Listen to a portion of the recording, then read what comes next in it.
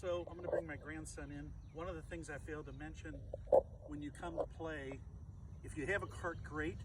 If you don't have a cart, you can rent a cart. It's usually a couple of bucks.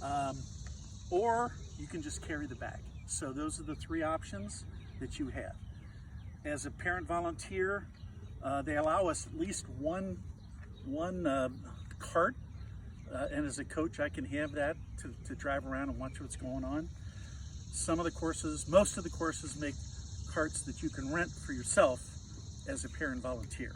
Okay, so here we got Braden Rhoda here. He's gonna help me go over some things that hopefully you all know this stuff, but it's just very important that we do etiquette properly.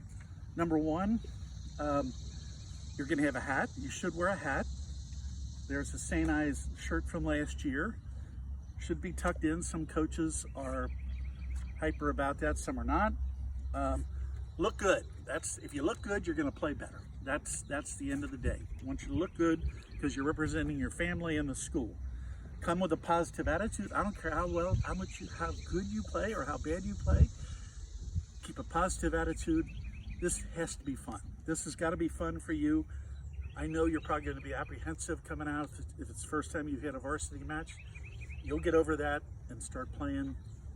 So that's very important. So now let's talk about some of the things that's important on the course. So when you're on the first tee, we have a way of determining who of the four in the group are going to tee first. You just take a tee and you flip it, and then whoever has the tee pointed at them, they go first. So we'll go through that. That's pretty straightforward. After that, once everybody's hit, it's always the player that's furthest away from the pin that it's their turn to hit. And while they're getting ready to hit, you've got to be quiet. You've got to make sure that you don't bother them. You let them do their thing. The other thing is, when you're on the first tee, when I failed to mention, you're going to be keeping score of one of the players of the other team, as well as your own score. So your responsibilities are going to make sure that you and the player that you're keeping the score of do the proper thing.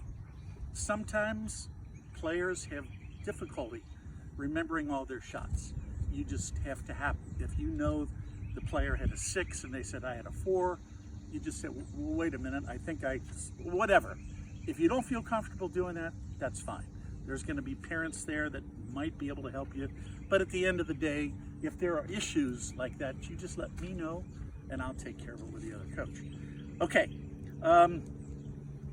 so once you're on the green, and here we're on the practice green here at Cloverdale, and we've got balls around the hole. This is the hole we're putting to. So, here's 4 of them. There's 4 of them. So when you're on the green, even if it's not your turn to putt, you need to stand behind the ball and look at the putt so that when it's your turn, you know how hard you got to hit it, what the break is going to be, you're prepared to putt.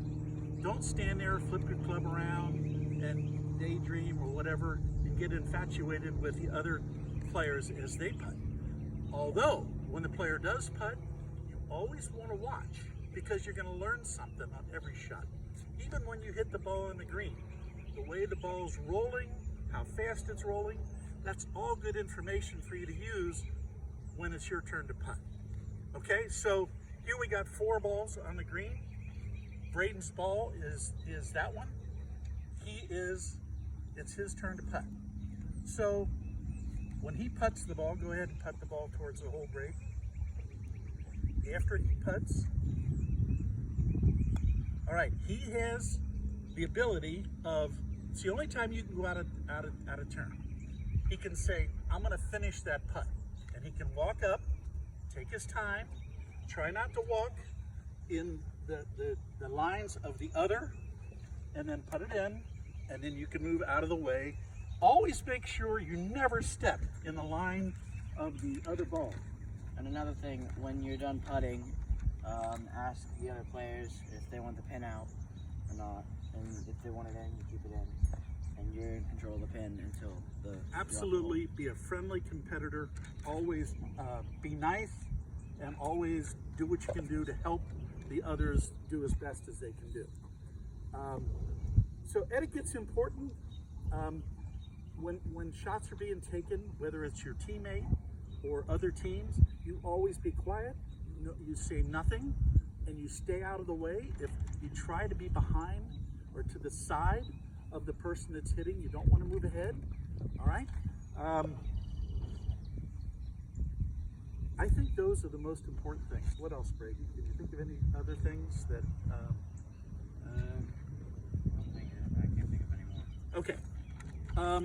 Couple things to before I end. Practice. Golf is a game that you have to practice on your own. So I know that every Sunday night at Robin's Nest, there is going to be practice opportunities. So if you want to come, I'll get you the times. I think it's like 6 o'clock that we show up. We'll buy the balls for you.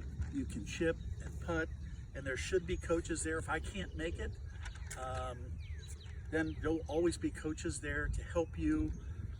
If you need help on your chipping or your putting or whatever, or just want to hit some balls. So that's always the case.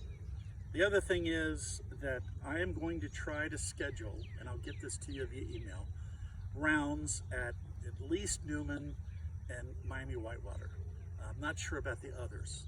So again, there's plenty of opportunities for you to get out on your own. The weather's been great. It's going to be great, a little hot, but go out early in the morning or late at night when it's not so hot, and just practice. Because the more you play in the month of July, the better the result will be. All right? And if you have any questions, don't hesitate to contact me, and we're going to have a lot of fun this year. And we got some good players. We're going to have some great competition, and it's just going to be a lot of fun. And for JV, does it matter if you tee it behind the tee? Yes. Braden made a good point there. When you tee the ball off on the tee, you got to make sure that you are behind or Tee even markers. with the tee markers. So if you're ahead of the tee markers, they could call you on that and force you to re-hit the ball. Also, if you take a swing and you miss the ball, it's a whiff. It counts as a strike. Right. Yeah, when you address the ball, if you take, and the other one final thing, if you lose a ball that goes in the woods, 1-shot penalty. Drop it from the Drop it right where it went into the woods, and that'll be it. Okay, you'll get a lot more. I'm sure I forgot a lot of stuff, but I think this is enough to get you going. So I hope parents, golfers, you all look at this so you're all informed. Looking forward to seeing you on the course.